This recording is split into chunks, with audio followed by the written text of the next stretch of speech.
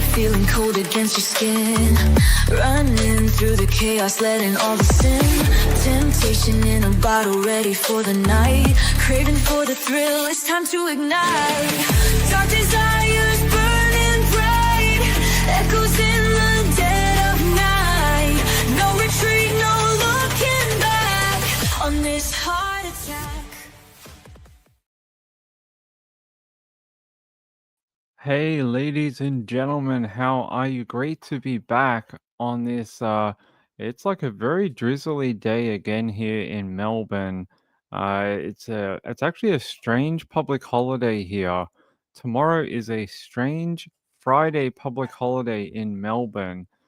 It's it's hard to explain. In Melbourne, tomorrow is a public holiday for the grand final of the AFL.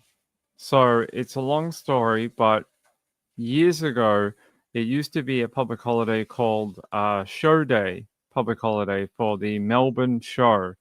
Uh, that ended up being taken away in the 90s. Then, on an election promise a few years ago, someone ran for election, they won that election, and then gave us back the holiday as Grand Final Friday. So tomorrow is actually a grand final, sort of like the Super Bowl in America. So you guys have Super Bowl Sunday. Well, it's Grand Final Friday here tomorrow in Melbourne and Victoria, which is a bit odd because they don't play the grand final tomorrow.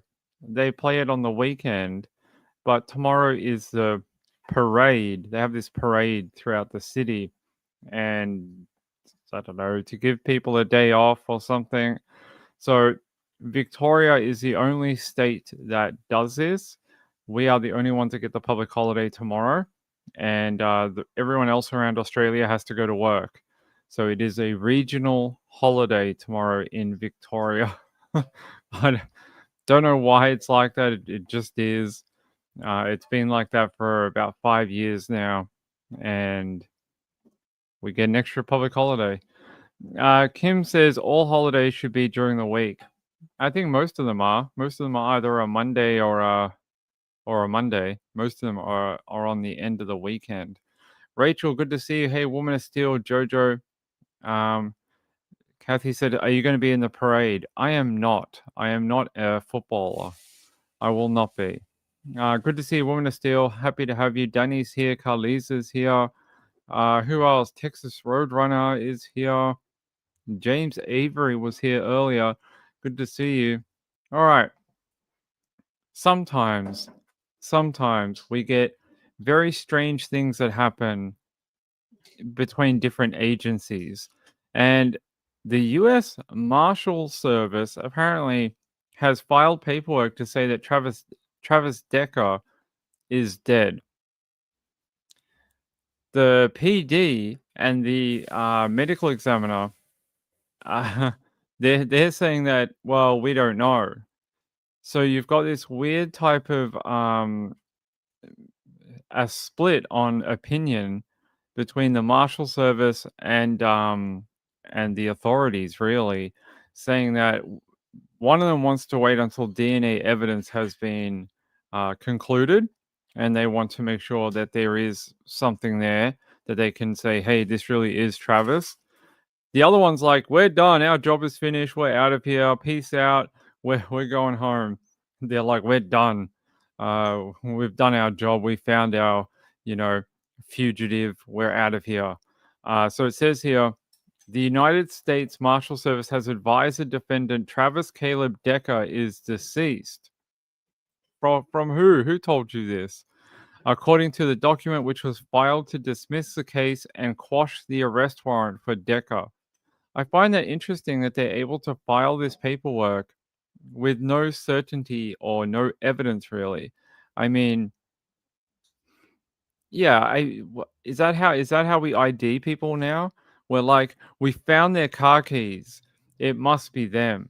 I don't know if that's how we do things, but I think we try to do things with dental, DNA, or some other type of verification. We don't go, we found their car keys. It must be them. So Yeah, I believe that the authorities, like the PD and the medical examiner, are doing the right thing.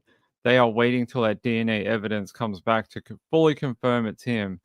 It's one thing to be saying, it's one thing to say, we believe it to be him and our evidence points in that direction. That's one thing because maybe it does and you're confident it is him. But hey, strange things have happened in criminal cases, I promise. The weirdest stuff you could think of has happened. They've found people, thought it to be someone, all the evidence points in that direction, and then when they DNA test them, it's not them. So, you know, look, most likely it's Travis, most likely. But you just never know. So you really do have to do the right thing, wait for the process to play itself out, and then you can finally say, "We got him. We figured it out. It's done." Yeah, I want to see if I can find a video about it. Not that one. There was one where they were talking about that the authorities had to take a helicopter in there and they had to rappel down from the helicopter to retrieve his remains because the area was so dense with bushland that they had no other way of getting in there. And I was like, wow, that's pretty impressive to be honest by them all of them. But yeah, all right. Let me take you out to King 5 in Seattle very quick. It's only like 30 seconds. They've got a tiny update here about it. New at noon, the father accused of killing his 3 young daughters has been declared dead by the U.S. Marshal Service. The declaration came as part of a court filing today to dismiss Travis Decker's criminal charges in the case. Investigators had been searching for Decker since the end of May. Remains believed to be his were found near Leavenworth last week, less than a mile from where his 3 daughters were found dead. The Chelan County Sheriff's Office says it is still waiting on DNA confirmation from the state crime lab before closing the case. See, so you got one half of them saying, they're going to wait. The other half's like, we want our paperwork done. I guess we'll wait and see. We'll keep with the authorities on this one. State crime lab. They'll eventually get the results, and I'm sure it's going to be him. But it's interesting when you get this sort of division between two departments, and one is very gung ho about getting their cases resolved and their paperwork done, and just waiting, not wanting to wait for it to be fully confirmed. But according to the sheriff, Mike Morrison, he told ABC News on Wednesday that they are not dropping their charges on Decker and will wait until DNA confirms the remains found belong to him. And they said they will make an announcement when they receive confirmation from those DNA test results on the remains. So one half waiting, the other half already want to finish their paperwork. We'll see what happens. We'll see if anyone is correct. Hopefully, they're both correct. SP Mama said, no, no, no. I won't believe it until the DNA is official. Criminals aren't stupid, even if they are evil. I think I've shown you on this channel that criminals are stupid, and our saying on this channel proves that, is that you don't have to be smart to be a criminal, because we've said that a million times. But look, I don't think there's going to be any problem here. I just think it was funny that there's two different departments doing very different things about confirmation and filing paperwork. Look, I think it's most likely him. I don't think there's any, unless there's some other weird dude who was out in the remote wooded area that so happened to come across Travis, and they fought it out, and they Travis killed him, left his car keys with him, dressed him up to sort of look like him, and then he's taken off into the bushland and left this other guy dead. And the authorities have found him and gone, oh my God, it's Travis Decker. And he's like laughing away somewhere in the mountains. I don't think so. I think most likely it is him. Kathy said most criminals are stupid. Well, that is true. Rachel said, "I will wait for the DNA to come back to be sure. It does seem like it's him." I don't think after this long of a hunt, they've been chasing this guy down for months. I don't think they would want to risk looking really dumb in front of their residents and the people of the area.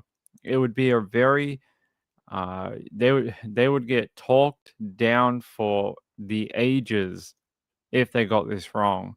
If they got this wrong and then they had to come out and say it's not him, they would be a laughing stock throughout the nation. So I think they're pretty sure. I think they're pretty onto it. That's it. That's the only thing I wanted to bring you about Travis Decker. That's all I wanted to do. But he has been declared dead by the U.S. Marshals, so they're not hunting him anymore, and they're not looking for him to produce any charges or to arrest him or something like that. So that is your update on that one. Okay, what else do we have? I really don't have anything else on David. So many people are contacting me to do another update, but there's really nothing happening. Right now, there's been very little movement on the David front, although a statement did come out from the Australian tour. So there was an Australian tour that he was supposed to be a part of called Spilt Milk. And they have finally come out with a statement online. And this is what they had to say. They said, "Last week, we removed David from our website and marketing out of respect for the unfolding story." Okay. "We can now confirm David will not perform at Spilt Milk and are working on a replacement booking, which we'll announce as soon as it's finalized."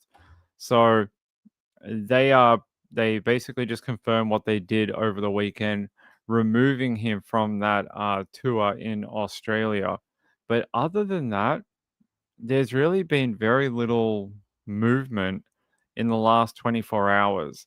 The LA Times published a new article, but it doesn't really add anything. Yeah, I'll show it to you, but I don't think it really adds much to the conversation. This is from the LA Times here, and they just give you a bit of a timeline here. When was Celeste's body found? It was found on September 8, a day after her 15th birthday, but the cause of her death has not been released by the LA County Medical Examiner's Office. Celeste's severely decomposed remains were found after complaints of a foul odor coming from an impounded vehicle at the tow yard. The vehicle is registered to the singer David, whose real name is David Anthony Burke. They say the Tesla was parked in the Hollywood Hills near a rental home where Burke was staying.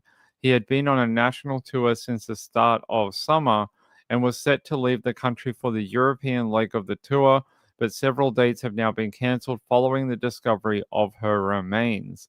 The case is being investigated by the robbery homicide detectives with the LAPD. And they say here, since the discovery, photos and videos of David and Celeste have circulated online as fans of his and online sleuths have speculated about her connection to the singer. Burke maintained a constant presence online, on streaming and other social media apps as his fame grew, prompting fans to dig through numerous posts and videos looking for any connection between the singer and Celeste, including messages and times she appeared alongside him in videos. They say, what don't we know?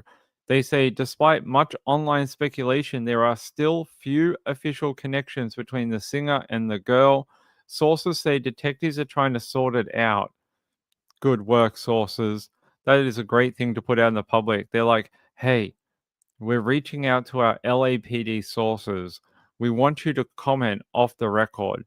What do you have to tell us about this investigation? And they're like, well, we're trying to sort it out.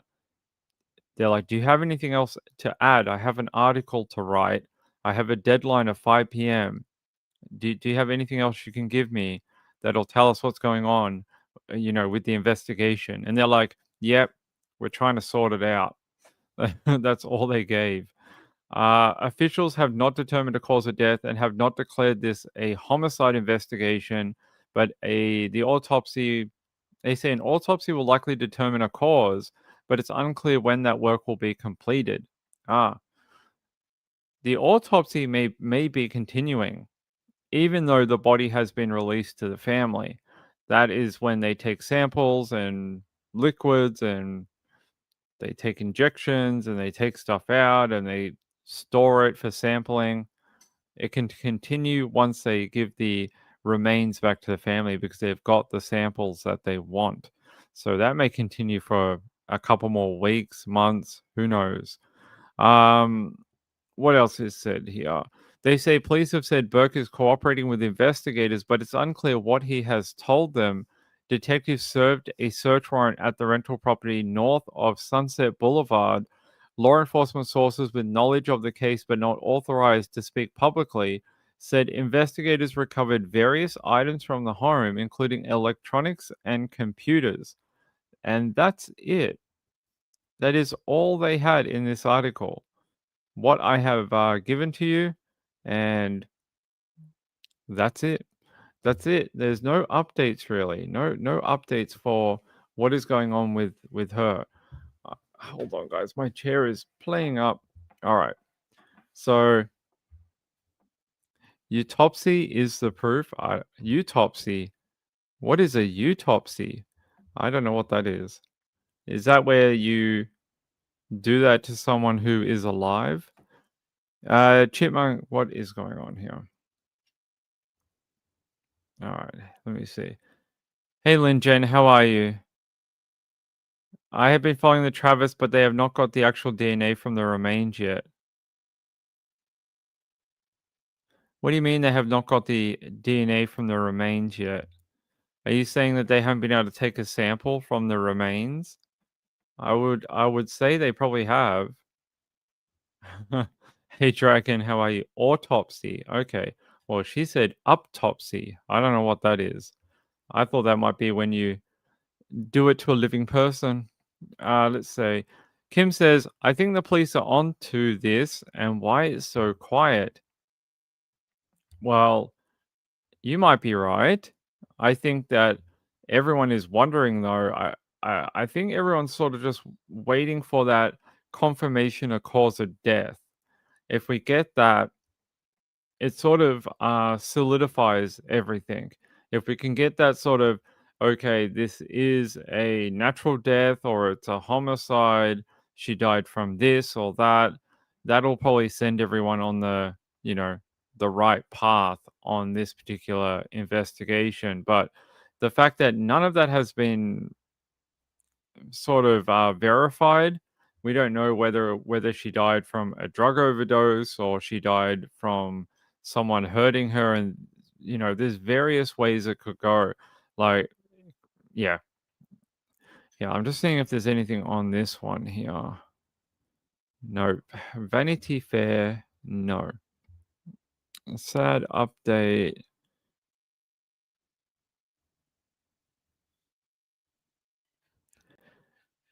Nothing really that. Not in the last 24 hours. It's been very quiet. Very quiet. Just the thing about the tour in Australia has sort of been making the rounds down here in Australia over the last few hours. Let me see here. On this website, I've never heard of it, but they are saying on the David subreddit, which has more than 200,000 members, users claim that they found unusual activity soon after the news of her death went viral. Some posts raising concern about David's music, his alleged ties to the teen, and resurfaced videos of them together were reportedly removed. Since the only listed moderator on the page was David, Redditors have accused the singer of deleting posts and locking the forum to stop his criticism about him. Several screenshots of the removed content circulated across the platform, and they went viral where fans insisted that he was trying to clear his name. while other users claim that he had abandoned the subreddit completely and left it closed for new posts. They say, however, Reddit later clarified that these theories are not true. A spokesperson told the US Sun that the account linked to the subreddit was created only 4 months ago, and it has been active for the last 3 months. Consequently, due to inactivity, Reddit's system automatically restricted the forum. The company mentioned that only moderators or original posters can delete content, so they have confirmed that no recent activity came from the account in question. Yes. So Reddit does have that feature where if you are a managing moderator of a subreddit and you are not active, so you don't respond to things like reports or alerts or things like that to do with your forum, they will actually lock your forum until that is sorted out. It's happened to a bunch of different Reddits over the years. That's okay. You are fine. You are fine. I got what you meant. It's okay. Neuro says, weren't Travis remains found about a mile from the crime scene? Yes, they were. Well, I don't know what that means. You could find remains anywhere, but most likely it's him. Yeah, we all knew what you meant. We were just having a bit of fun, Danny. It's all good. Beauty for Ashes says, justice for Celeste and her family. I agree with you. I think there needs to be more done for this girl. I think there's been a lot of people taking advantage of the situation. The teacher involved makes me very upset that there's people trying to educate children who act like that about a child who was in their care. That teacher needs to be investigated. That's what I think, anyway. All right, that's it. There's no real updates on this now. It's been very, very quiet. So that's it for today on that one. When we have more, I'll bring it to you. But right now, it's a bit of a wait and see sort of situation with that. So I will take you to some other crimes. I think Sean wanted me to show you this one from Melbourne. Okay, I'll show it to you. So this one's from Sean. This is from Melbourne, where I live. This happened yesterday. Here, I'll show you. So if you don't know what's going on in Melbourne, there's a lot of knife crime. There's a lot of crimes that have to do with knives and machetes and zombie knives and sharp things in general. And earlier this month, a ban on machetes was undertaken in Victoria. So now it's illegal to sell them or own them in Victoria without a legitimate purpose. So unless you can demonstrate that you're using it to clear land on your property or something like that, you can be charged with a crime in Victoria if you have a machete. Well, I'm glad to see that it is working because apparently these people here have taken very direct notice of the ban and decided to go out in public with their machetes and attack people. So here, play the video. Here in Melbourne, just 4 weeks after the ban came into effect. 7 News has obtained this exclusive vision, which shows two groups of men armed with machetes trying to stab one another in the car park at Broadmeadows Central around 5 o'clock yesterday. One person was hurt and taken to hospital, but no arrests have been made. Here in Melbourne. I'm glad people are taking the ban seriously. These people look like law-abiding citizens, and they look very serious about dropping those machetes into an amnesty bin. They look like they're very, very. That looks like where they're probably going. They were like, "Hey guys, we're gonna go drop these machetes into the amnesty bin, but just one last time for good, for old time's sake, let's just go and battle it out in the car park, just for one last time. Let's do it." Let's go get our giant knives and let's battle each other in the car park. Then we'll drop them in because we're well aware of the ban. You know, we know about it. The cops have talked to us. There's a bin over there to put the knives into. Let's just attack each other one last time. I don't know if that's actually what was going on, but I suspect that was probably what's happening. Look at this. These guys just with these giant knives. So that's what's going on in Melbourne. We have to deal with people breaking into your house at night, stealing your car, and then people with giant knives running around attacking each other. So here, they might have a photo of it down here if we go down. There you go. Dude with a giant knife trying to hit the guy on the ground. That's the knife right there. That black object in the middle. Somebody asked, what is a zombie knife? Imagine a knife that looks like it would hurt you if you just picked it up. And it's got like blades here, and it's got a thing on the back, and it's got an ice pick on the top, and it looks like it would like take your brain out. It's the weirdest. I'll show you. Hold on.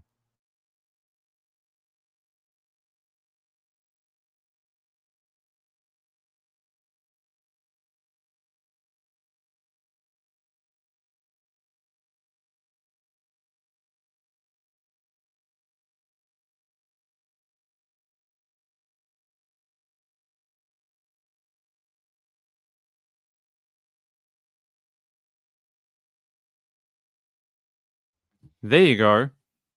There's your zombie knife. Now, if you can tell me a legitimate purpose of what you're supposed to have this item for, please let me know. I don't know what you would legitimately need this type of knife. Now, in Victoria, this type of knife falls under the machete ban. So this would be considered the same type of knife.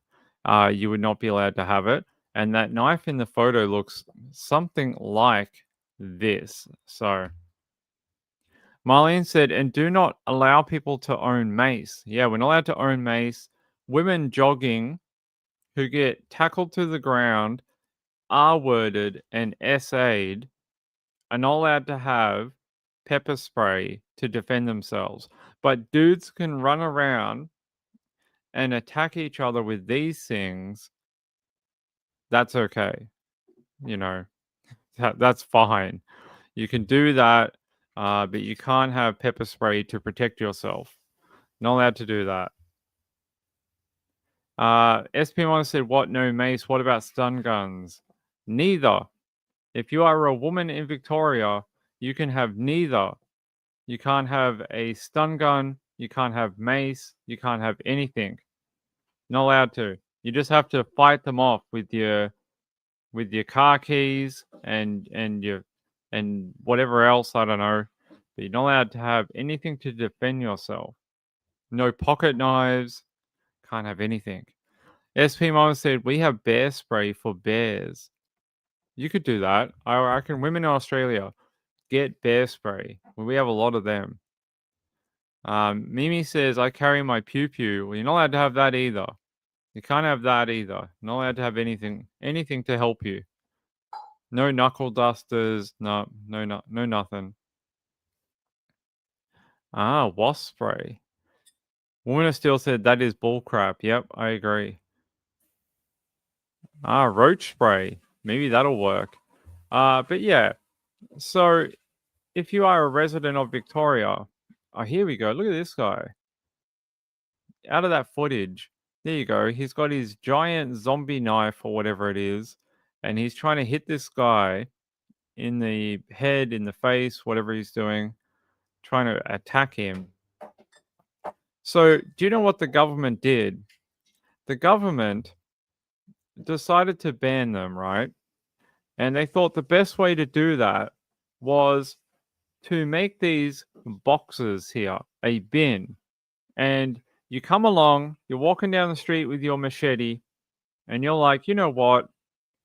I want to give up the machete lifestyle. That's what I want to do. I don't want to do it anymore. I want to change my ways. And you go down to the bin and you put your knife in the bin and you walk away.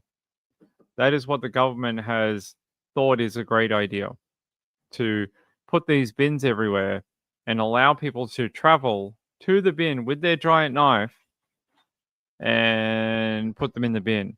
So what happens between when these people leave their home and reach the bin? What if they run into their arch nemesis on the way? Well, they'll already be weaponized. They'll already have their weapons with them. They'll be able to attack their rival and then drop it into the bin. So, hold on.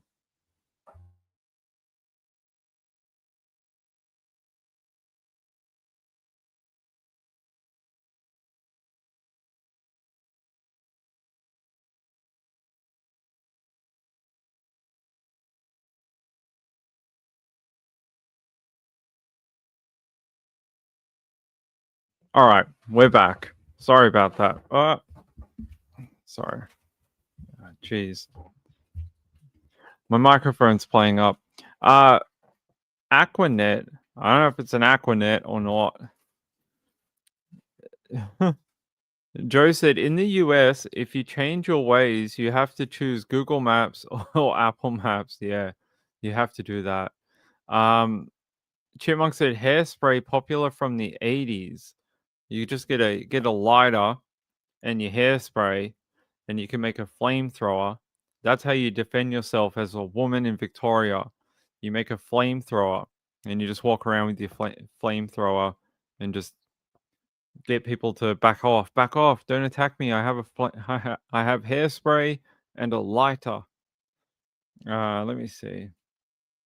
Woman of Steel said, we can open carry, conceal carry, just about anything as long as you have a permit. I don't think you can have a permit for a lot here. You can be permitted to put your knives in the bin. That's what you can do. You can do that. Anything else you cannot. Neuro says, apparently each of those boxes costs $300,000. I know. It's like the most simple thing in the world, a bin, and someone is raking in the dough at $300,000 for each one.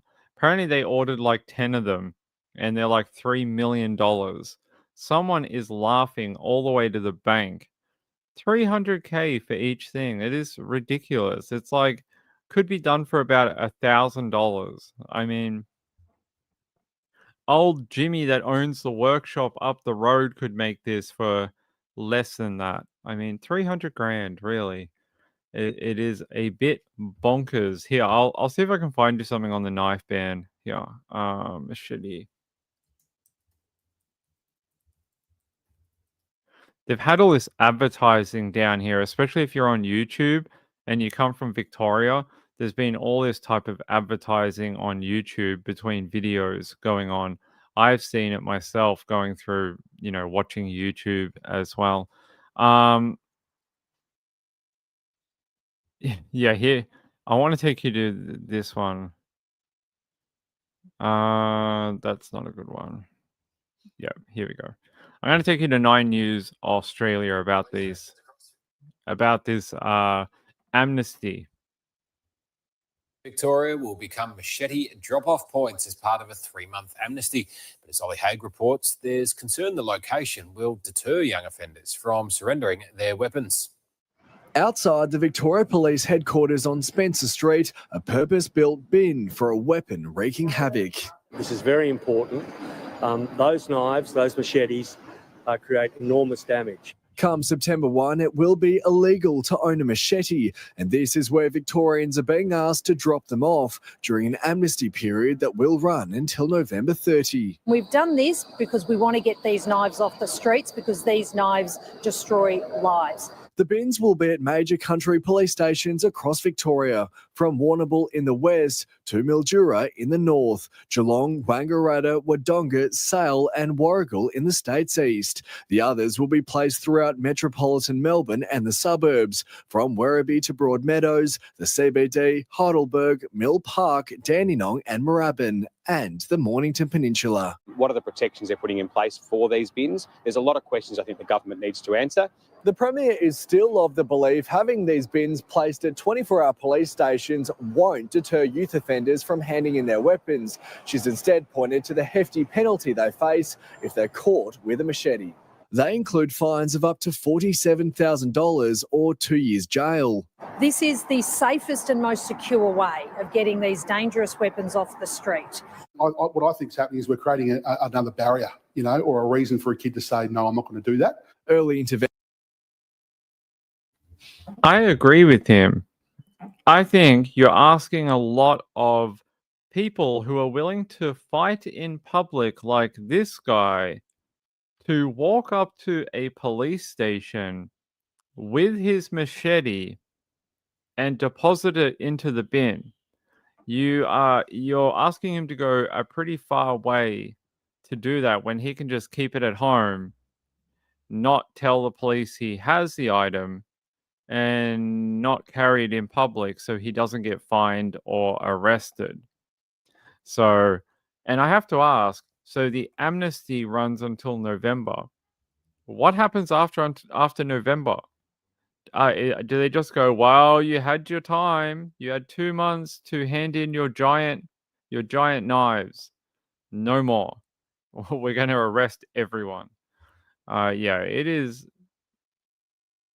I don't know what the answer is, but it's probably not this. It's probably not this idea. Chipmunk said people collect things like that and swords. I doubt they will hand them over. Yeah, I don't think so either. Sean said, yeah, right. At 14 to 17, they are broke. Exactly. Yeah. Hey, this 15-year-old was just caught with a zombie knife. We're going to fine him $47,000. And we expect that he's going to repay all that money at 15. Yeah, I don't think that's going to really do it. So that is what is going on in Victoria. And it has been in place for a few weeks now. And as you saw on that video, the criminals are taking notice of it. And, they're definitely on their way to that bin. That's what they're doing. They just wanted to have one last go with their giant knives to try and kill someone. That's what it was. There you go. He's like, oh, let me just try and smack him in the head with it.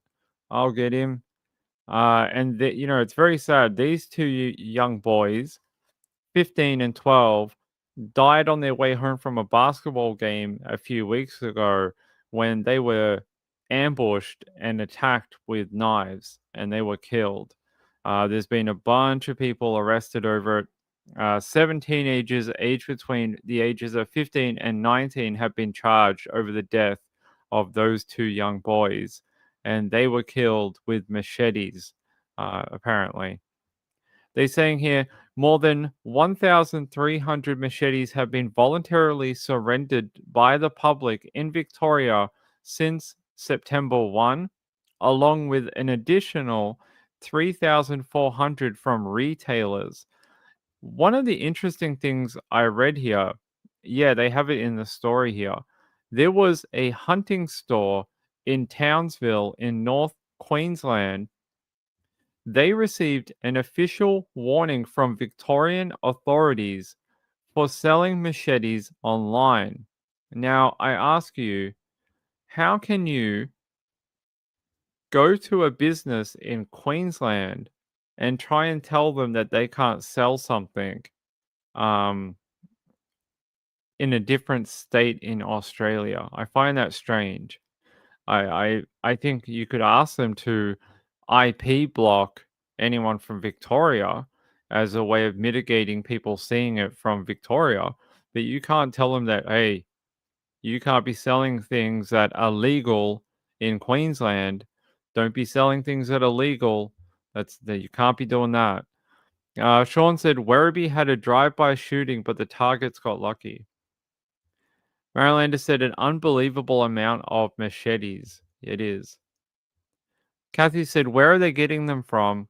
From there was retailers. There was markets and online and different stores that would sell them down here. So you just buy them. They weren't hard to find. Sean said, no clubs, bars, or bats in your car either. Yeah, don't be walking around with no bats. Don't be trying to play no baseball. Can't be doing that in Victoria. It's pretty bonkers. All right, let me see if I can find anything on this one. But there is a bad problem in Victoria with knife crime. And for all the jokes that we make at the government for this type of thing, there is a serious problem. And it is young people. We're turning into London or Scotland. They have a really bad knife problem over there. Really bad. And it's almost like we're turning into what they've already had for the last 10 to 20 years. And we're starting to see it sort of percolate over here. And that is a shame because I don't think London or different places in Scotland have figured it out either. I think they're still having, problems with people in knife crime. So let me see if I can find anything here about the arrest over here. Because, yeah, these two young kids were just walking back and they just got attacked and killed on their way back from trying to play basketball, which I think is awful. Awful that they couldn't go out and, enjoy being kids. Yeah, I'm going to take you to a story here from 7 News. Two young boys aged just 12 and 15 have been murdered in cold blood by a gang of young thugs. They'd been walking home from a basketball game when they were ambushed and attacked with knives and machetes. Mustering so much courage. My son.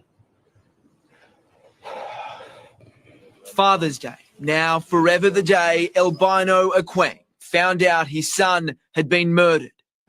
That is my only son. I got three daughters and one son.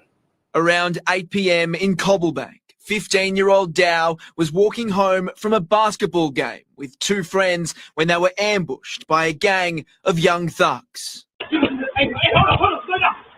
They piled out of an SUV, armed with large knives and machetes, chasing Dow and also 12-year-old Chol before brutally murdering both boys. The third got away. I heard a child screaming, someone please help me, over and over again. This is shocking. It's malevolent.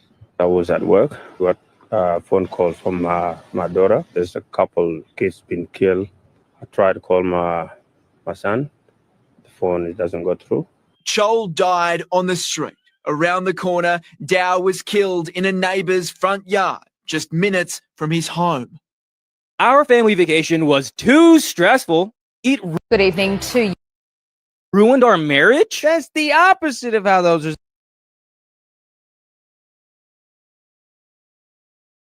All right, there we go. So, as you saw in the CCTV, they were just walking home. A gang of youths jumped out and attacked them with knives, and they were killed not too far away from their door, from their home. And now, two families have to be without their children.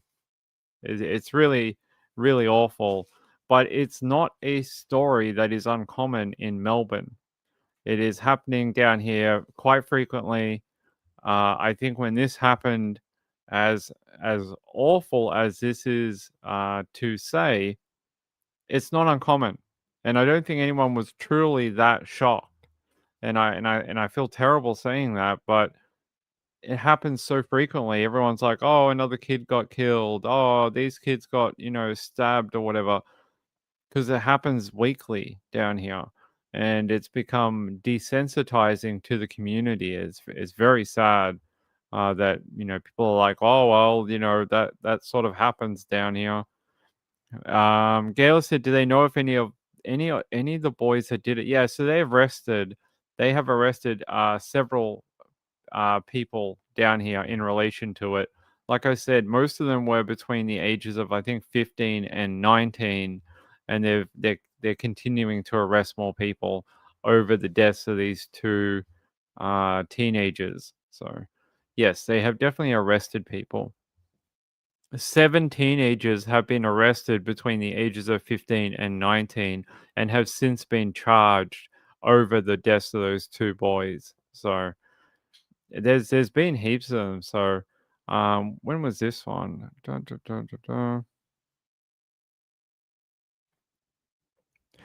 So they're saying here, police believe those responsible for the boy's death were angered by a meme referencing the stabbing death of a young teen killed late last year.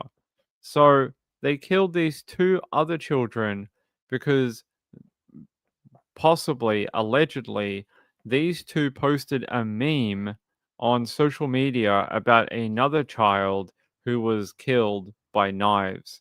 So the other people went and got knives and went and killed these 2. It's like a self-fulfilling prophecy. It's bizarre. Really, really weird. A woman has still said, if the news people would show a little rage, maybe your citizens would get more outraged by all the killings. You would hope so. Neuro says, I heard it was mistaken identity. It could have been. I heard that very early on too, that maybe it was not meant to be them. Maybe it was supposed to be someone, someone else. But yeah, that is your news in Victoria at the moment. A machete ban, people attacking each other with them while there is a campaign going on to get them off the street in Victoria, and then more crazy things happening. Chipmunk says, society showing kids to kill from TV, music, and social media. Could be. I think there's probably a deeper issue there than music and TV and things like that. It's probably it's probably deeper than that. All right, let me go here. Let me check my links. What else do I have to bring you today? Okay. Let me go to, is it this one? We can go to Texas, because why not? Yep. Homicide division. Yep. All right, we're just loading stuff. Apparently it is taking time. All right. Man accused of murdering estranged wife stabs himself during an arrest. So they were trying to arrest him, and he tried to, again, we're having a lot of knife crime tonight. So they're saying a man accused of fatally stabbing his estranged wife was arrested in Arlington after a violent struggle with police. His name is Frederick Spears, reportedly stabbed himself as officers approached, and he was subdued using tasers and less lethal rounds and a police dog. They're saying they are conducting a review after officers drove the suspect back to the victim's home after he was released on bond for a prior assault. Wow, so the cops drove him back to the victim's home. His wife was 53-year-old Mary Spears, and I want to find more about Mary.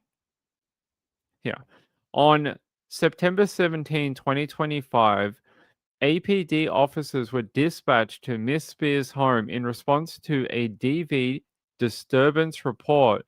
Mr. Spears got into an argument with another family member, during which he reportedly grabbed 2 kitchen knives and used them to threaten family members. Officers arrested him and booked him into the Arlington City Jail on one count of aggravated assault and family violence. On September 18, he posted bond and was released from custody. The morning of the murder, he sent what police are calling a concerning text message to one of Miss Spears' family members. That family member went looking for her and found her unresponsive in the backyard with multiple stab wounds. Oh my God. So they had him in jail on a violent crime, let him out. He sent a text message to those family members he was arguing with, and then they found his ex-wife dead. This is awful. Let me see if I can find anything else on her. Her name is Mary. I just want to find something more about her.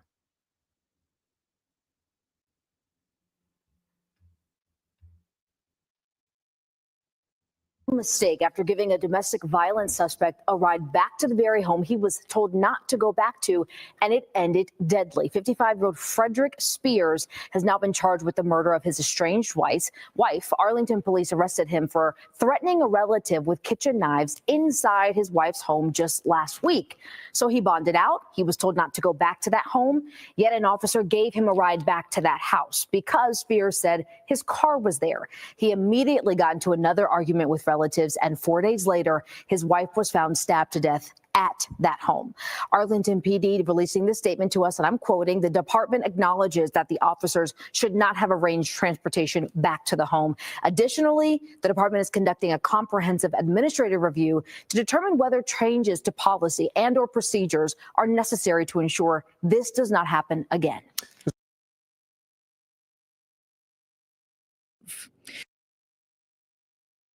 That is very odd. In some countries like New Zealand, if you're involved in a domestic, like this particular situation, they give you like a hold where you cannot go back to that property under any circumstances for 24, 48, 72 hours or more. And in this one, they're just like, hey, we'll take you back to the people you were threatening, but hey, don't you be threatening them no more. We'll be watching. You be a good boy. Don't you be hurting no one. And then a few days later, he kills someone.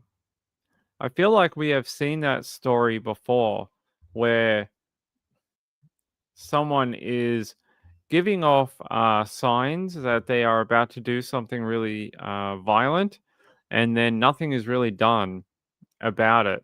They're just like, sure, don't you be making threats no more. Don't you try and hurt no one. You know, be good. We hope you'll be a good citizen.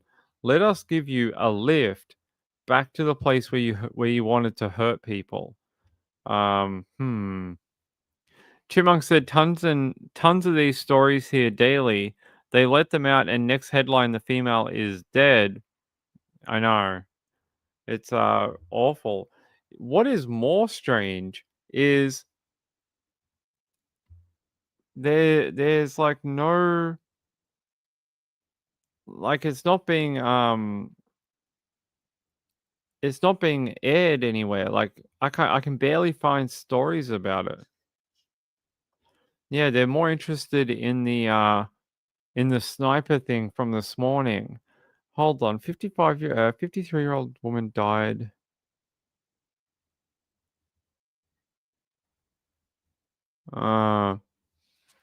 So it sounds like she was a victim of knife crime.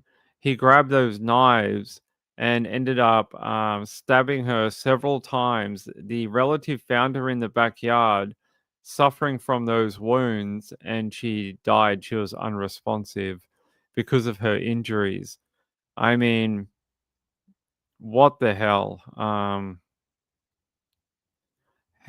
You can investigate, you can do a task force, you can. It won't bring the woman back though. I mean, it's awful. Here, what does the Arlington PD have to say about it? What do they have to say? They say the Arlington PD has made an arrest in connection to the murder of 53-year-old Mary Spears. Well, I hope so, because you dropped him off there. So you should know who it was. It's not like you have to figure out who the killer might be. You should know. They say following a thorough investigation, homicide detectives obtained a warrant for the arrest of 55-year-old Frederick Spears on one count of murder. And they're saying on September 23rd, 2025, APD officers and Grand Prairie PD officers and members of the U.S. Marshals North Texas Fugitive Task Force located the suspect in the 1600 block of North Davis Drive. As they approached him, the suspect retrieved a knife and began stabbing himself. The officers gave him multiple commands to drop the knife, but he would not comply. After officers deployed tasers, less than lethal rounds, and a canine, he finally dropped the knife and was taken into custody. He was transported to an area hospital where he is currently recovering from his injuries. No officers were injured during the apprehension. Through the course of their investigation, detectives learned Mr. Spears and Mrs. Spears had been married for many years but were estranged. They also learned that Miss Spears had recently allowed Mr. Spears to stay at her home. That's not good. They say on September 17, 2025, APD officers were dispatched to her home in response to that DV report. He had got into a verbal argument with another family member, during which he reportedly grabbed 2 kitchen knives and used them to threaten the family member. And then he was taken to jail, released on bond, and then driven back to that home. After they charged him with aggravated assault, family violence. That was the charge that they booked him on. And yet they took him back to the property. What the hell? What do they say here? They say during the investigation, the department learned that immediately after bonding out of Arlington City Jail on September 18, Mr. Spears went to the main lobby of the Ott Cribs Public Safety Center and asked the officer at the front desk for a ride back to the property so he could retrieve his vehicle. The officer arranged for another APD officer to take him there. Upon arriving at the home, Mr. Spears got into a verbal argument with the family members. The officer who drove him there ultimately instructed him to leave the location, and he complied. I have never heard of a cop taking someone to a property like that. Have you? I don't. Normally, they just tell you that there is a cab out front. You can call an Uber. I've never heard of a officer arranging to drive someone to a location ever. They don't normally do that. That is very odd. So they say the department is conducting a comprehensive administrative review to determine whether changes to policy and/or procedure are necessary to ensure this does not happen again. Well, I hope it wouldn't happen again. I hope you wouldn't take him back there. He should have been barred from going back to that property due to the charge of domestic family violence. How can you take someone back who's just been charged with a DV offense? Now that woman is dead. Her family members had to find her in that condition, and they have lost a family member. Chipmunk said, that is so tough. It's the laws that's the issue. It must be this guy was a master manipulator. Could be. Kaliza said, it is a small town where everyone knows each other. Maybe he was buddy-buddy with the cops. I don't think Arlington is a small town. Arlington's pretty big. It's not a tiny town, I don't think. I'm pretty sure it's a pretty big... Might be wrong, but yeah, it is. Yeah, Arlington's huge. Hold on, guys.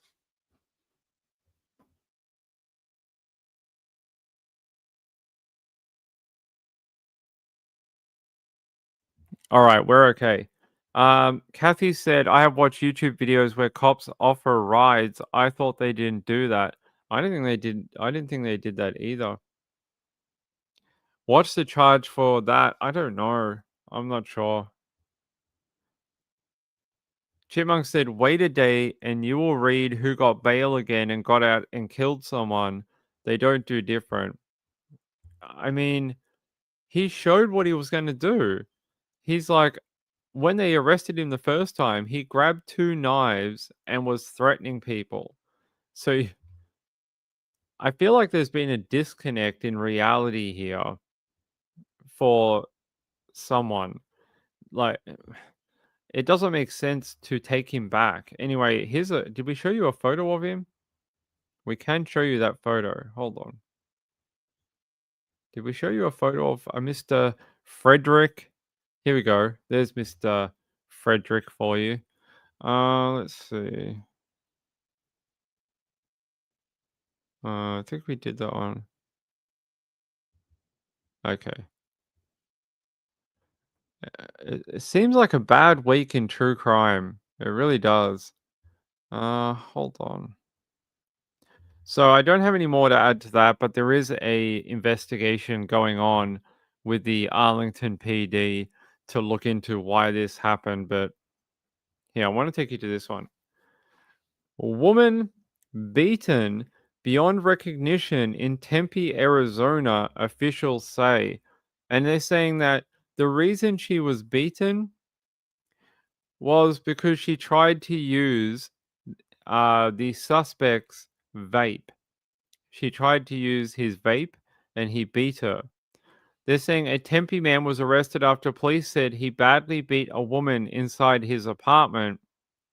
And they're saying he was arrested for a vicious attack on a woman in his apartment. The victim suffered 36 injuries to her head alone, just to her head, including an orbital fracture and a broken hand. The suspect is being held on a $250,000 cash-only bond, faces 7 felony counts, including aggravated assault and evidence tampering.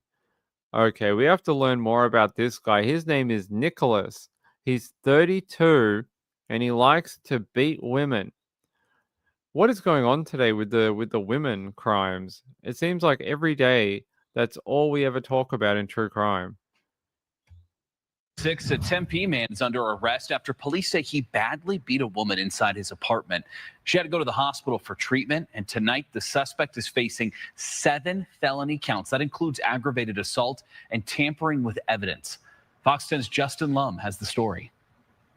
The victim is so terrified that she's considering leaving the state. Early Sunday morning, police say 32-year-old Nicholas Vincula attacked a woman he had a relationship with at his apartment in Tempe, near Loop 101 and Rio Salado Parkway. They say he got mad she used his vape while he was taking a shower. Officers say he grabbed the woman, slammed her into a wall, punched her, and threw her into a bathroom. They say he also grabbed a gun and put the barrel on her forehead and called her a derogatory name. This was an extremely vicious attack. The victim was beaten beyond recognition. She had 36 documented injuries to her head alone. She required significant medical intervention. Police say the woman told them Vincula forced her to take Xanax pills and say she also told them he was using Xanax, cocaine, and had been drinking. Investigators say the woman was able to leave the apartment and drive to In-N-Out Burger nearby for help. Police arrived and paramedics took the woman to a hospital in Scottsdale for treatment. She was strangled. She had an orbital fracture, a fracture to her left hand. The forensic nurse described the victim's injuries as being in the top 5 worst she has ever seen. Detectives say Vincula tried to hide evidence, requiring her to shower, clean up the blood, and disposing of the clothes. They say they found a plastic bag in a trash compactor containing a MacBook laptop, an iPhone, the woman's clothing, and cleaning wipes. The night before the attack, police say Vincula told the woman to stop talking to other people and she let him know she had been seeing another guy. According to court documents, Vinciula has a previous history of domestic violence. The defendant also indicated to the victim that he was part of an outlaw motorcycle gang, and the officer advised that a previous DV victim also was advised the same thing from the defendant, and the officer believes that this is an attempt to threaten and intimidate the Oh, that will go well in jail. If he really isn't a part of the outlaw motorcycle gang, they will give him a taste of his own medicine in jail. If he is not one, they don't like people walking around claiming to be a part of their club if they're not. So he better watch out in prison, because they don't care for people who like to lie about being part of their motorcycle club. victim in this case. During a search of the apartment, police say they found a loaded handgun, blood spatter on the bathroom wall, and Xanax pills. In this case, I am going to go ahead and set a cash-only appearance bond in the amount of $250,000. Justin Lum, Fox 10 News. Good reporting from Justin Lum. What the hell? That guy seems like, one, he's done this before, because they said there was a previous victim of DV. New here in the Valley, Better Buzz. All right. Shush. Yeah, poor woman. 36 documented injuries to her head alone, required significant medical intervention. Police said the woman told them that he had forced her to take Xanax pills, that he was also using Xanax and cocaine and had been drinking. Investigators said the woman was able to leave the apartment and she drove to In-N-Out Burger to get help. She was strangled, had an orbital fracture, a fracture to her left hand, and as you heard in that video, the nurse described the injuries as being the top 5 worst that she had ever seen. I can't believe. And then he tried to force the victim to shower, clean up the blood, and dispose of the clothing and evidence. Jeez. Poor lady. I hope she's in a better place now, and I hope she can get away from this guy. And he is just a piece of trash. The suspect is facing 7 felony counts, including aggravated assault and tampering with evidence, $250,000 cash bond, and I don't think he's going to be getting out anytime soon. Let's hope that he enjoys his time in jail, where his fellow bikie gang people can come and comfort him during his time of need in jail. I'm sure they will come and make sure he's doing really well. Let me see if I can find anything else about this. It looks like Fox Phoenix are the only one covering it right now.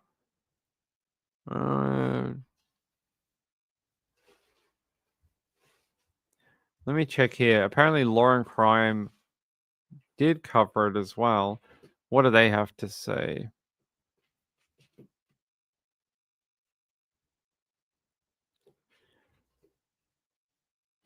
Yeah, he set on the victim after noticing that she had used his vape while he was showering. Is that what gets you beat up now? Okay. Sounds like it wasn't anything to do with that.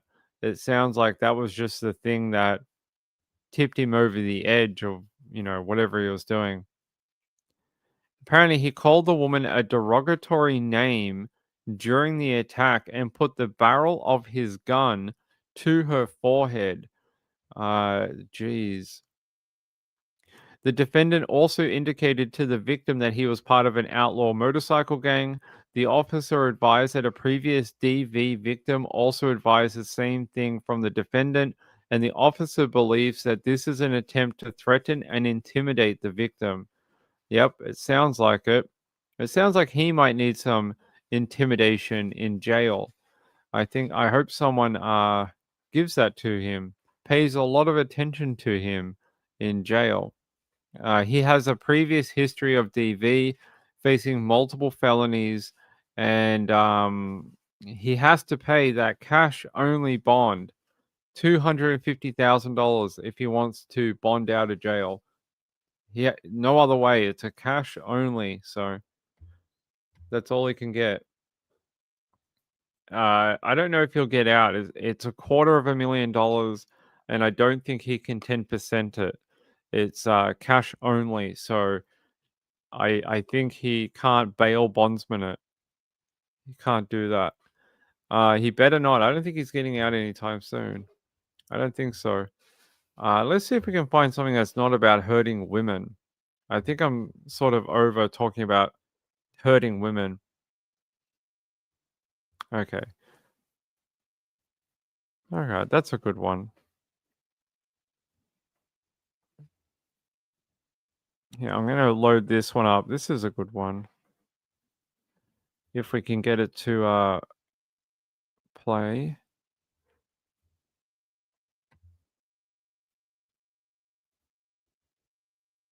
State troopers confirmed they have found the remains of 18-year-old Atasha Banks, who was reported missing from Anchorage in November of 2023. Investigators say that her body was discovered September 4th near Moose Meadows Road in the Tenina area in Wasilla. Troopers believe she was murdered. Her remains have been sent to the state medical examiner's office for autopsy. So far, no suspects or arrests have been announced. Alaska's news. So we don't get many from Alaska, but they're saying here, Atcha Banks, 18, was last seen in the Matanuska Sustina Valley in November 2023. Years later, on September 4th, state troopers found human remains in Wasilla, and that the state medical examiner's office ultimately identified them as her remains. An autopsy was performed, but officers have not disclosed how she died. However, investigators suspect that she was murdered. They say she was from Anchorage and last contacted her family in September 2023. She was officially reported missing in October of that year. State troopers told KTUU that investigative leads led them to her body. Troopers took over the case from Anchorage PD after evidence indicated that she was last seen alive in the Matanuska Sustina Valley, according to KYUR. So apparently they are investigating, but they don't have any arrests right now over who might have wanted to hurt her. Here's a nice photo of her. She looked like a lovely young lady. Why would someone want to hurt her? I'm glad they found her, though.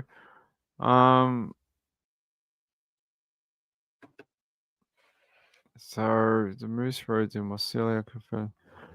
Not a lot of more information, but it's pretty rare that we get a true crime story out of Alaska. I don't think we've done very many on this show. Very few. Let's see.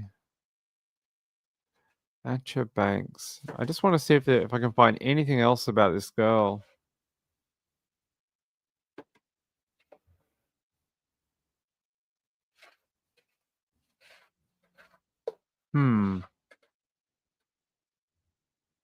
Human remains discovered earlier this month in Alaska have been identified as those of the missing girl.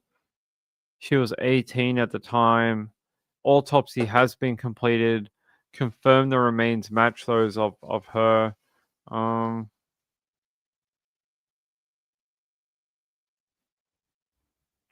more information about why or how their investigative leads led them to the area where her body was located. It's strange to be like, hey, we went to this location and a body was there, but we haven't arrested anyone over her death. That's a bit strange, almost like an informant told them where to find her. That's what it seems like. It seems like someone in their custody told them where she might be located. Let's see. Yeah, I don't have any more information on her at all. Just that, yeah, she was murdered, and they're hoping to figure out more, but she's been gone quite a long time, almost 2 years now. In October next month, it'll be 2 years since she was last seen by anyone, unfortunately. A tip, someone tipped it in. It could have been. If I get more on this, I'll tell you because it's very strange. We don't get a lot of high profile crimes out of Alaska. It's pretty weird. Not weird, but just rare. I don't get a lot of them. Hold on, ladies and gents.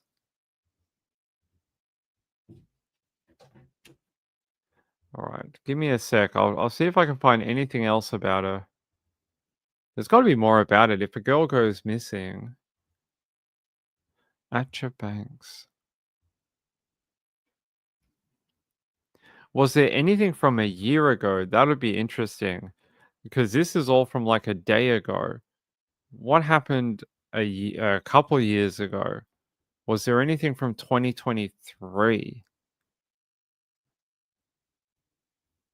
Everything's from like today. So if she went missing 2 years ago, did they ever report it? Was it ever a big story? Did they run information to try and find her? I'm just trying to go back in time on searching.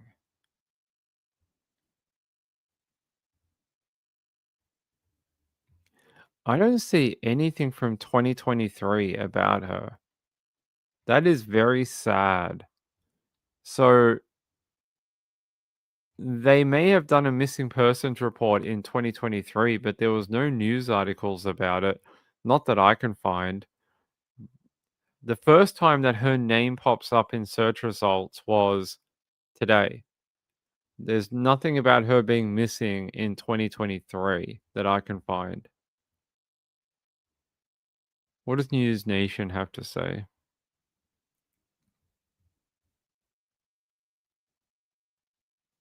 They don't have much more on it either, but just that she has been located. All right. She probably would have been if she was 18. I don't know if she was 18 now or 18 when she went missing. It just says that she was 18 and last seen in the in that area. It doesn't say what year she was born. It doesn't say anything to give me a clue into like how old she might be now. Yeah, they have a case file. Alaska Department of Public Safety. What do they have to say?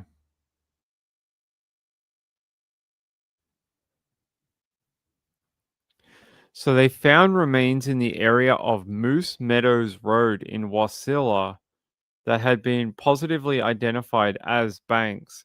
Information learned during the investigation leads troopers to believe that Banks was murdered.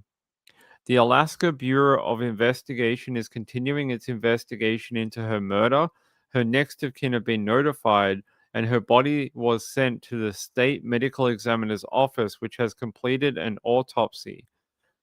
Okay. She was an 18-year-old resident. I'm going to guess that she was 18 in 2023.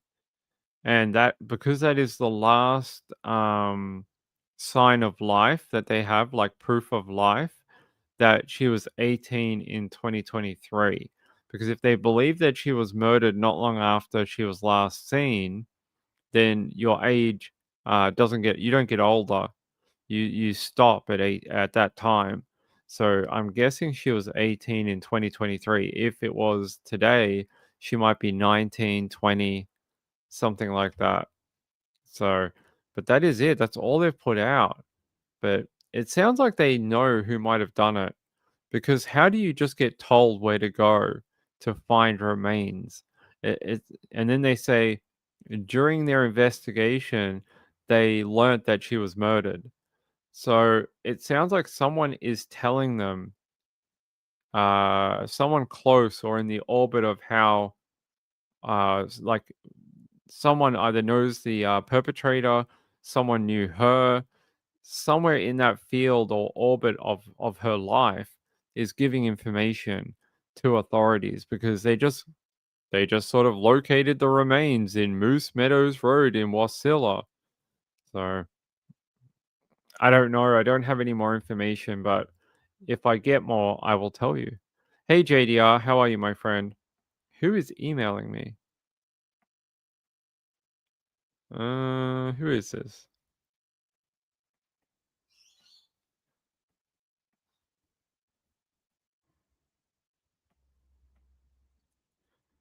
Hey Wendy, Wendy, thank you so much. Wendy sent in a donation. I appreciate it, my friend. It is very kind of you. It is very sweet of you. And my friend Vicky K. Vicky K. I haven't seen Vicky K in a while. I hope Vicky is doing well. And thank you to the both of you for supporting the channel. It means a lot. And I try to bring you the latest things I can find in true crime that you may not have heard of. So you may not have heard of Atcha Banks before tonight. Well, now you do. Now you do. We talk about all sorts of true crime from around the world, around America, even Alaska. So, what does Anchorage Daily have to say? I find it strange that this is the only photo that they've got as well. Like, there's no other photos of her. Not a single other, not a driver's license, not an ID. This is the only photo they have of her. Yeah. Yeah, Banks' family reported her missing in October of 2023.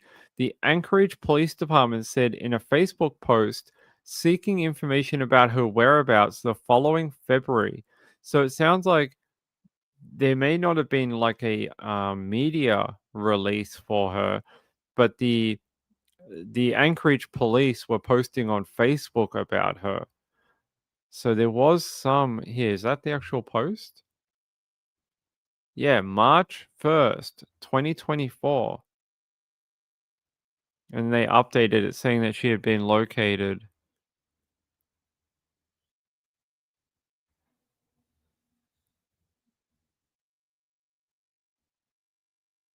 But you can see here in the year and a half since they posted, like 3 people posted a year ago or something. A few of them have been in the last 24 hours saying rest in peace and her remains were found, but most of them were just praying for her to go home. No real leads or anything like that. But they did post very briefly about her last year in 2024. Well, that's very sad. That's very sad. Wendy said, I haven't heard most of these. I like to give some attention to unknown victims. Me too. Me too. Gail said 5 months before a missing person post. It is a long time, right, to do any sort of outreach to the community. JDR said, where was she last seen? She was last seen in the Matanuska Sustina Valley. Where is that? I don't know. I know it's in Alaska and it's near the mountains. Well, that's all of Alaska, right? I know it is. It's far north. Very. So is all of Alaska, Ping. The only reason I know where this is because it is near an area that I have looked into before. And the only reason I know about it is because of Talkeetna. I know this area because of Talkeetna. And the reason I know that area is because of Homestead Rescue. Homestead Rescue live in this area. They live a little further north near something pass. They live up this way. So I know this area because of them. And they actually live on the Little Sistina River. That river passes through their property. And that's the only reason I know about it. Here. So she was last seen in this area. This is the valley. What is nearby? There is Wasilla. This is where she was located, and there's Meadow Lakes. So she was found around here. Where was she found? She was found in Meadow Lakes. I know that. Hold on. She was found on.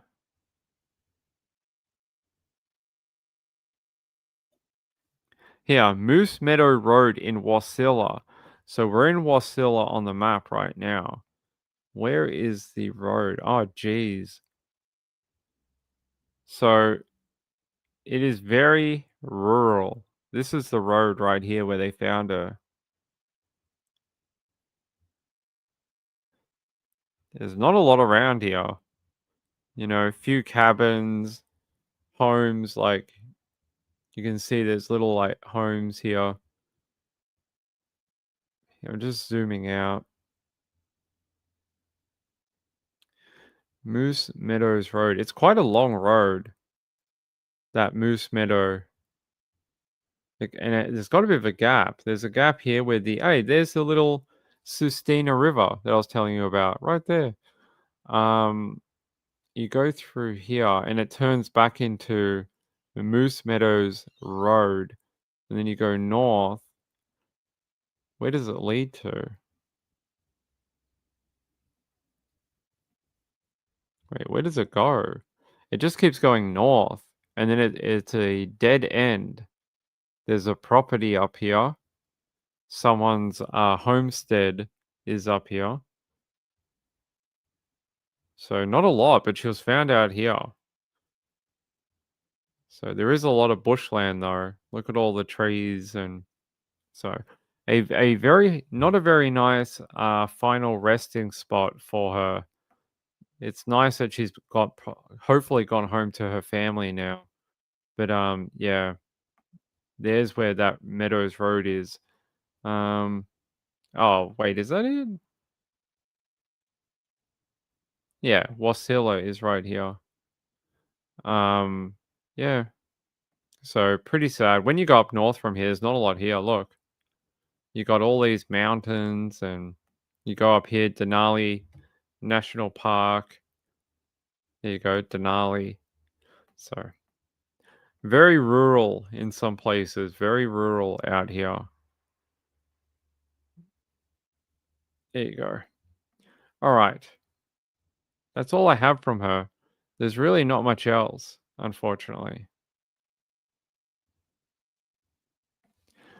Gayla said Wasilla was on another true crime case. I can't remember. I just remember that name. Yes.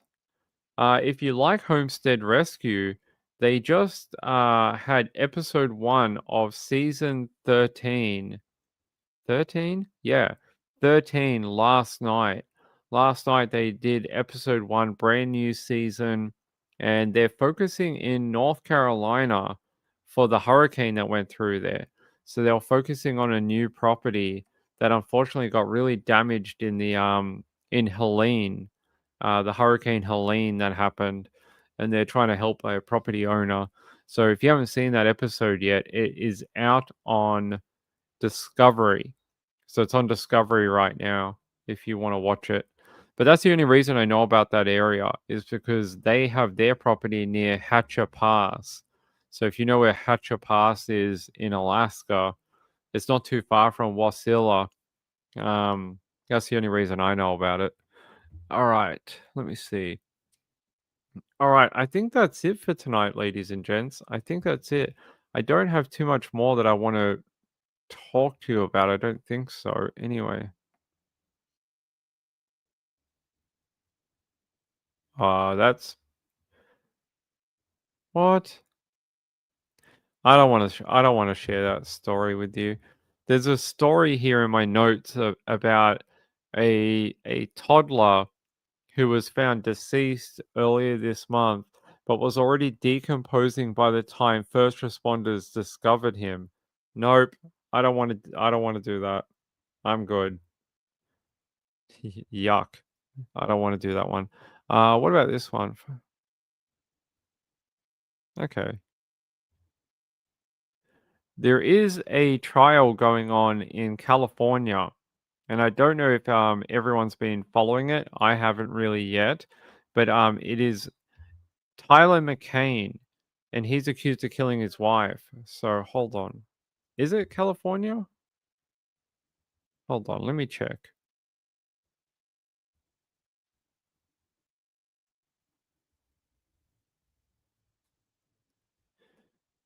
I'm just double checking what state that is. It's Shasta County.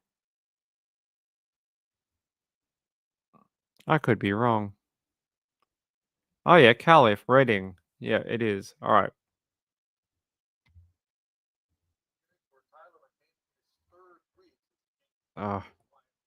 McCain, whose body has not been recovered. The hearing will determine if prosecutors have enough evidence to go to trial.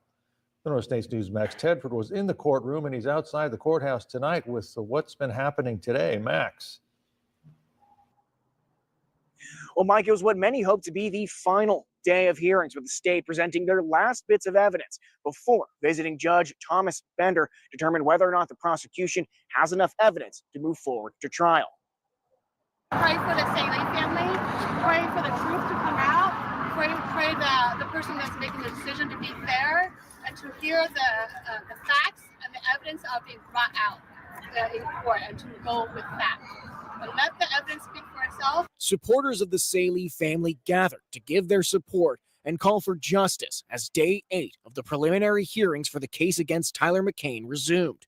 Detective Kylie Holroyd returned to the stand, going over the Shasta County Sheriff's Office over year-long investigation into Nikki's disappearance.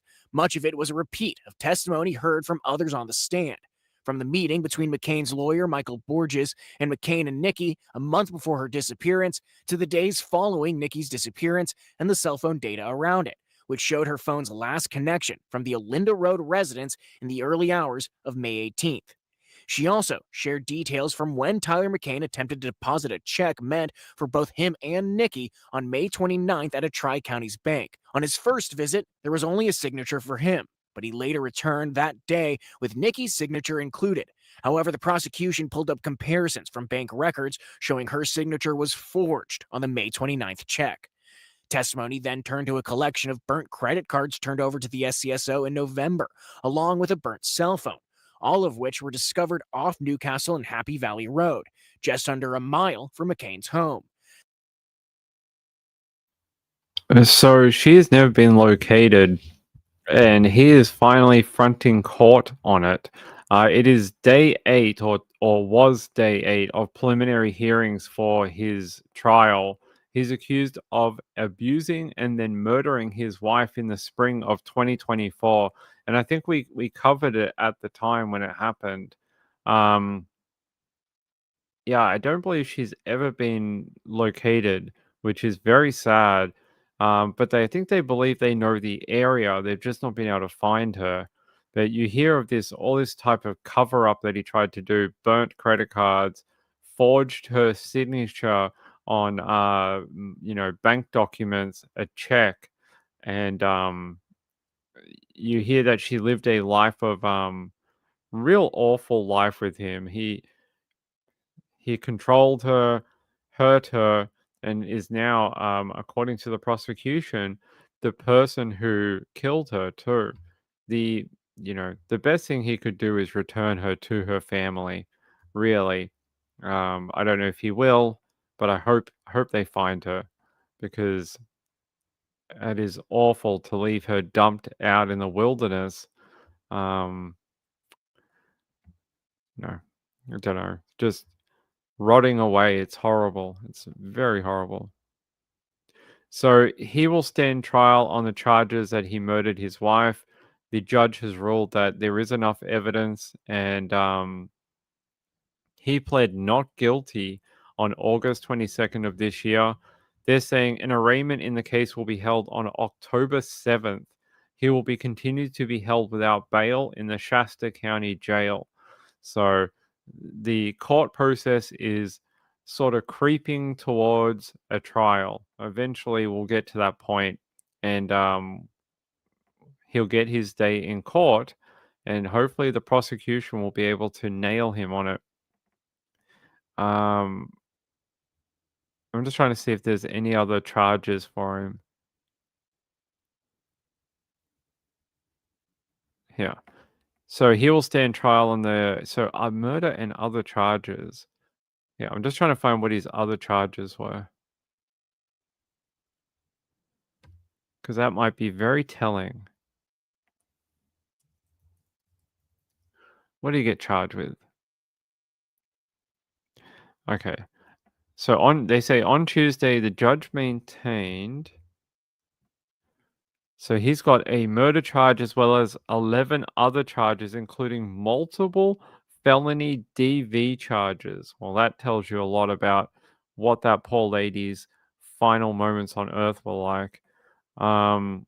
Those charges include a special allegation that he killed his wife in order to prevent her from testifying against him last year on a number of felony domestic violence charges, which were dropped in mid-2024 when she disappeared, but have since been reinstated.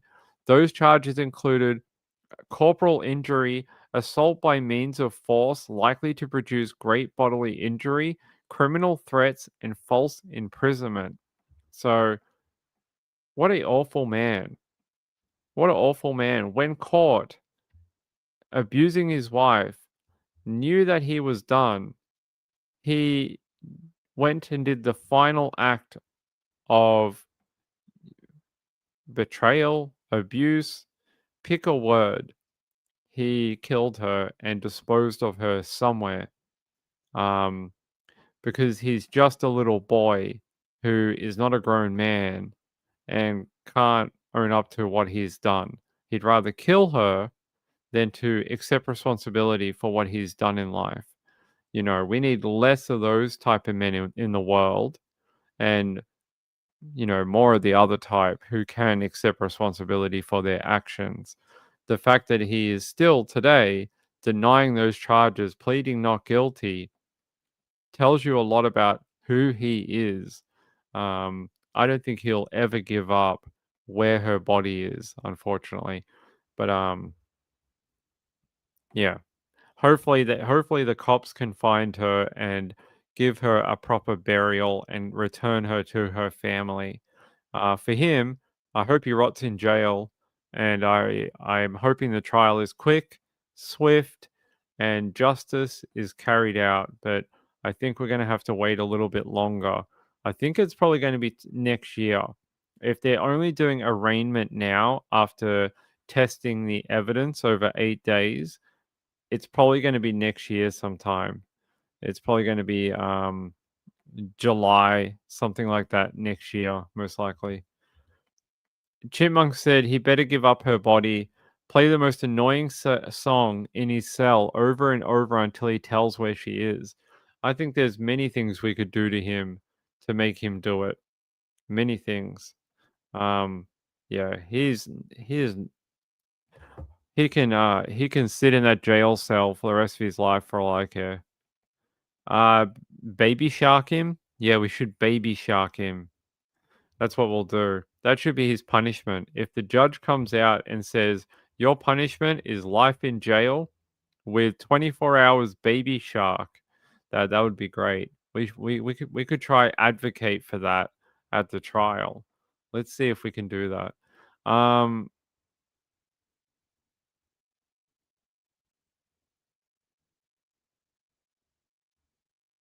So they found her truck in Tahama County, and I would say she's not too far away from there. Yeah, I think they will find her. I think they have an idea of where she might be. They just got to tighten that area and find out. Chipmunk said that was the most polite idea I had. Yeah, we could think of some others, I'm sure. Okay. I'm going to get out of here. I love you all. It's been a great night. Been a great night to be with you all tonight. Oh, I'm on the bloody screen again. Great. Let's get my face off the screen. Hey, I love you all very much. Have a great night out there.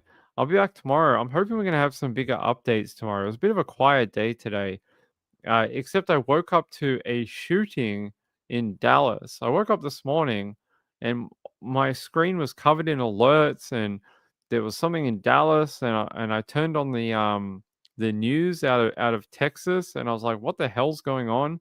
And they're like, oh, some guy got on a roof and shot into the ICE building.